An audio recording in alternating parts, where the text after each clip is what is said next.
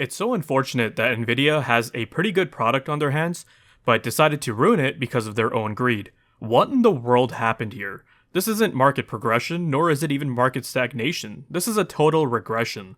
Let's discuss that in this video. Hey, if you enjoy content like this, drop a like, make sure to subscribe, and smash that bell so you never miss another video. Hey, what is going on guys? Danny here, welcome back to the channel and I hope you've all been doing well. Recently, the embargo lifted for the RTX 4080, and as anticipated, it ended up getting received very poorly by the vast majority of tech press, which is a good thing, as what we have here is a product that could have been praised and well received by PC gamers or hardware enthusiasts, but because Nvidia is either living in the past where they think mining is still alive, or they're blinded by their own greed, you've just ended up with this abomination. You all heard what Jensen said, right? The days of silicon becoming cheaper are over. Nvidia really wants you to believe that, which is why they think they can sell this 4080 at $1,200 plus. Unfortunately, the worst part is that this card will sell out day one, but we'll talk about that later on in the video. Now, I'm sure most of you guys have all gone online and checked out reviews from your favorite reviewers, so you have a pretty good idea on how it performs, how it stacks up against the 4090, as well as previous gen cards. In terms of performance, it's not bad. Let's put aside the pricing issues for a moment and focus on just performance. The RTX 4080 is quite a capable card and can also be called a competent 4K gaming GPU. It's not quite as fast as the 4090, of course, but at 4K there were many titles I saw from various reviewers where it was pushing triple-digit performance at this demanding resolution. In Tech Power Up's review, they found that the 4090 was about 26% faster than the 4080. Compared to the 3080, they found the 4080 to be around 49% faster. Computer Base in their review found the 4090 to be about 34% faster than the 4080, so a bit more than what Tech Power Up found, and I think the reason for that might have been because Tech Power Up used a 5800X for the review, and Computer Base used a 12900K. But they also found that the 4080 to be about 49% faster than the 3080. Hardware Unboxed, who used a 5800X 3D in his review, had the 4090 come out 30% faster than the 4080, and found the 4080 to be about 52% faster than the 3080. So it seems like on average, the 4090 holds a 25 to 35% lead over the 4080, but comparing the 4080 to the 3080, which is the card it's succeeding, it's about 50% faster on average, which gen on gen isn't too bad. A 3080 is about 60% faster than the 2080, so the jump is slightly smaller, but it's a decent improvement nonetheless. However, where things fall apart with this card is its terrible pricing. When we're talking about future generations, I've always thought the succeeding product that's going to be replacing the outgoing model should offer drastically better performance for around the same price. I understand there's market circumstances as time goes on which can be different, and with everyone citing inflation these days, you'd expect increasing prices. Had this card come out with an MSRP of $799, then I think this would have been received very well by the tech press, PC gamers, and hardware enthusiasts. I wanted to bring up the chart from my previous video. The 4080 has been cut down significantly when compared to previous generations, but if the performance gen on gen is substantial, then I think at the end of the day, that's what everyone really cares about. At that $799 price point, you may look at this card and go, yeah, it's $100 more than what the 3080 was priced at that time, when that came out, but hey, it's about 50% faster, and given the way the market is currently constructed, then I think it would have been appropriate.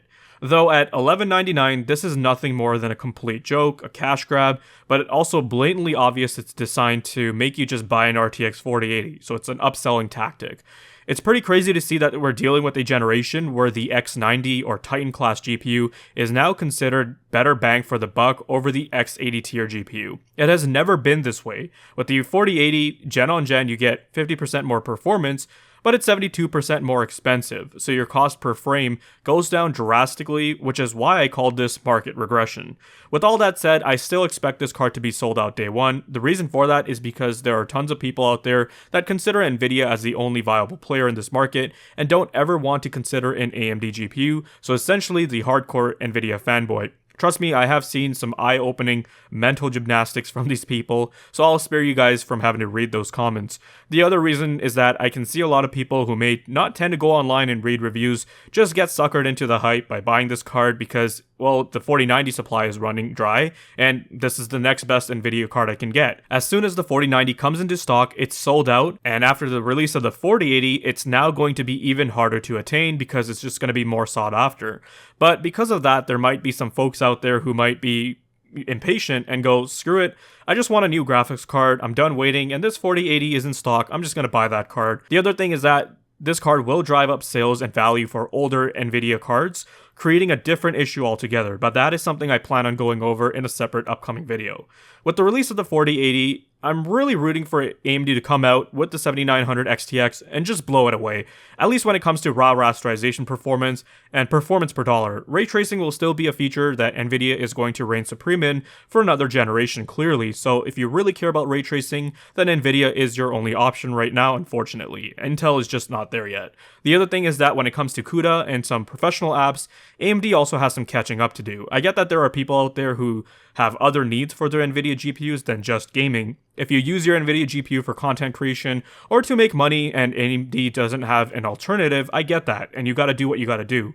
I'm speaking mainly from a gaming perspective. Based on the limited info we have right now, the 7900 XTX should be a bit faster than the 4080 on average, but it's about $200 cheaper, which, makes it a no-brainer in that sense. So that pretty much covers mostly everything I wanted to talk about surrounding the RTX 4080.